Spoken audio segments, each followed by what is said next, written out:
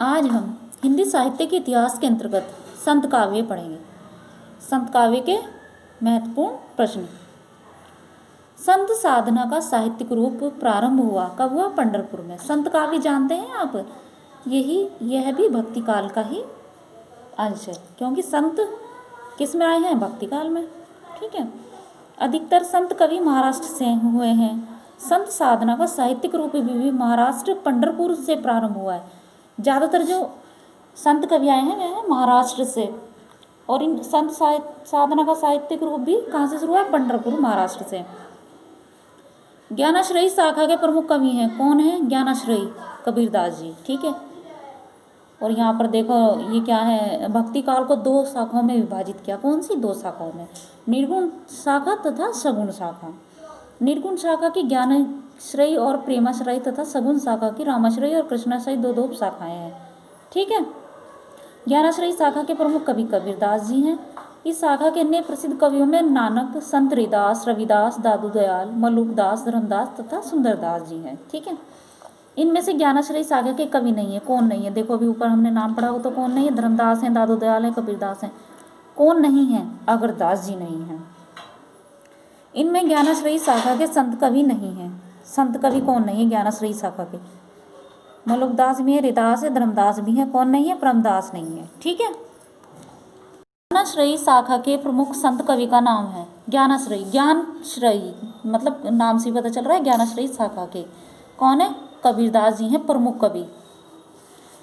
निम्नलिखित में से संत काव्य परंपरा के अंतर्गत न आने वाले कवि का नाम है। संत काव्य के परंपरा के अंतर्गत कौन नहीं आता है?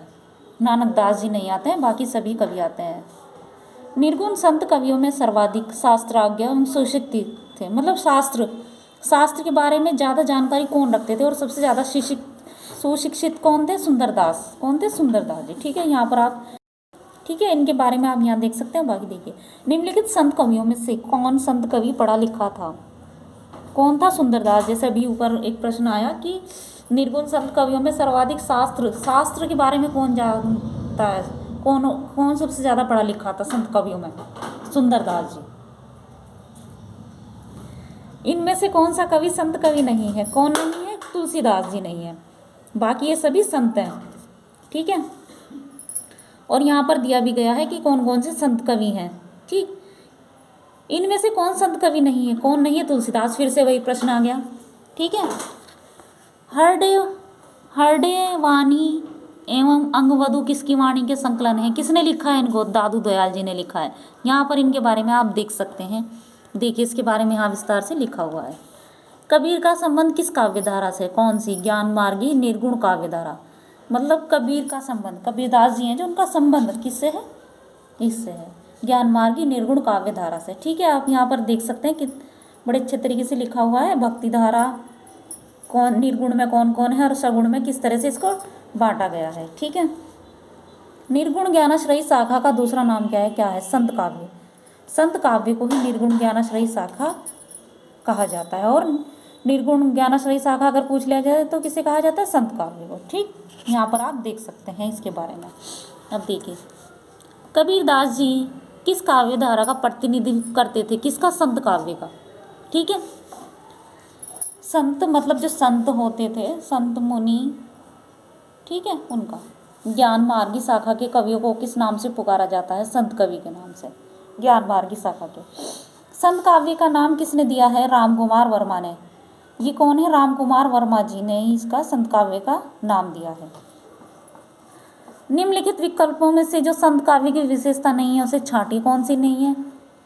देखो, सगुण ईश्वर की उपासना इसकी विशेषता नहीं है, बाकी सारी विशेषताएं इसी की है संत काव्य की। बाह्य आडंबर थे, मतलब जो बाहरी दिखावटी चीज़ें थी उनका खंडन किया है, उनका विरोध किया मतलब गुरु का महत्व प्रतिपादन, गुरु के महत्व को बताया है, जाति पाति का विरोध किया है। और यहाँ पर आप देख सकते हैं इनके बारे में। निर्गुण काव्य धारा की प्रवृत्ति है, कौन सी है? रूढ़ियों में बाह्य आडंबरों का विरोध। निर्गुण कौन सी? संत काव्य धारा। ठीक है। संत काव्य धारा जिसके प्रमुख कवि कौन है? कबीरदास जी हैं। ठीक है। प्रतिनिधि कवि उन्हीं को माना जाता है। ज्ञान मार्गी शाखा भी इसी को कहा जाता है। ठीक है। यहाँ पर आप इसके बारे में देख सकते हैं। आचार्य रामचंद्र शुक्ल ने भक्ति काल के निम्नलिखित कवियों में से किसे सबसे कम महत्व प्रदान किया? किसे? कबीरदास जी को। देखिए किसने? रामचंद्र शुक्ल जी ने भक्ति काल के निम्नलिखित कवियों में से किसे सबसे कम महत्व? कबीरदास जी को सबसे कम महत्व दिया है। ठीक है, यहाँ पर आप देख सकते हैं कि क्यों दी।